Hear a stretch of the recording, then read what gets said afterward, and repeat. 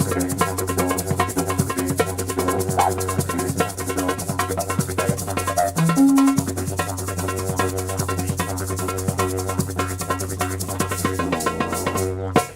make a lot of noise for our next comedian, Matt Perfect!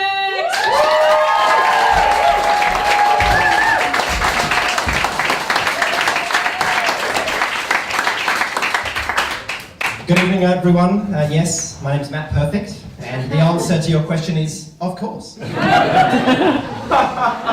an impact spender, which means I help companies spend their money better. But not just better for themselves, but better for the planet and better for the people on it.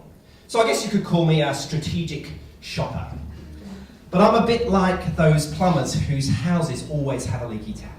Perfectly comfortable, spending millions, billions of dollars with my clients, but when it comes to the decisions in my own personal life, I really struggle. I'm a chocoholic. Any other chocoholics out there? Yeah. Absolutely. I love a good chocolate bar, but it is really hard to find a chocolate bar that doesn't do anyone or anything any harm. Except me. I mean, I get that. If I eat too much chocolate, I'm going to get fat. I'm maybe going to get diabetes, or mouth cancer, or something else the scientists are just dreaming up just to take away my joy. I get that though. I signed up for that, that's okay. I reckon like any day now it's going to be a bit like smoking. I'm going to have to open a Mars bar, I'm going to have to rip through a picture of a fat guy on life support just to remind me that I shouldn't be eating it, right? But it's okay, I signed up for that. But you know what I didn't sign up for? Killing the orangutans. Absolutely, killing the orangutans, enslaving the little kids on the African cocoa farms, and choking the sea turtles with my crunchy bar wrapper. I mean, what the? When did my guilty pleasure become an extinction level event? Seriously. And it's even worse for me because I'm putting myself out there as an impact spender, getting in people's faces, telling them about how the way they spend their money is destroying the planet. And now I'm having to eat my Twix in secret, in case anyone sees me. But it's all right. It's all right, because the chocolate companies, they're onto this. Yeah, they're getting certified and they're sorting out their cocoa supply chain, so it's all good. And I just have to pick the right ones. And Cadbury, which is one of my favourites, they're fair trade certified because I've seen the little blue and green logo on their wrappers. So it's all good. So I'm in the petrol station and the guy asks me if I want chocolate and I say, sure, why not? I'm going to do my bit for the planet. I'm going to offset that tank of filthy hydrocarbons with an ethical confectionery purchase. And I'm feeling pretty smug about that as I take up my crunchy bar and I'm looking for the logo and it's not there. Maybe I just got an old one before Cadbury sorted out their shit, so I pick it up all the rest of them and I'm looking and I'm trying to, and I can't see any of them. And I can't see any of the logos, and I'm wondering, and I'm really starting to panic now because I'm thinking if I can't buy my ethical chocolate bar, then I'm going to have to give back the fuel, and I don't know how can you even do that.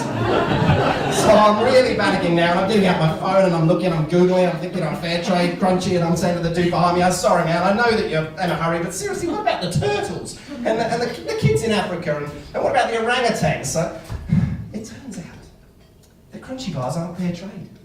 Only the plain dairy milk ones are fair trade. I mean, what's with that? Apparently the rest of it is all still unfair trade. Unfair on your waist and unfair on the kids in Africa and the orangutans and the poor sea turtles. So what do? I pay for the fuel and now I get somebody else to buy my chocolate. Yeah. Flexible ethics or fletics. Yeah, it's a bit like being a flexitarian. Have you heard of that? Yeah. They're like the vegetarians that can still eat meat socially, so they're not that guy at a dinner. Yeah, that's me and chocolate. You know, we're not really supporting the meat industry if we don't buy it. Same with me and chocolate. As I tell you, this impact spending is a slippery slope. Once you start asking questions, there is no going back. And it's really unfair, I think, because really impact is kind of out of the reach of most of us ordinary, hard-working, everyday Australians, you know? Because it's all right for those vegan hipsters who can just spend all day looking for their organic, fair trade, fully certified, social enterprise-made undies, but they're just not living in the real world, are they? Well, I don't know about you, but most days days, I barely have time to pick up the kids from school, rush into the supermarket, buy whatever's on special I can throw in the microwave, or better still, just spoon straight out of the tin into their mouths. I don't have time to check all the labels, to read the 300-page sustainability reports. Seriously, I say we need to make impact more inclusive. Yeah. We need to call on the big brands to put impact in a can. Yeah. So next time that I'm eating my chocolate bar and every mouthful I'm getting a glass and a half of beautiful dairy milk goodness in every mouthful, I can know that there's a glass and a half of real goodness out there that I can share with the sea turtles and the kids in Africa and the orangutans.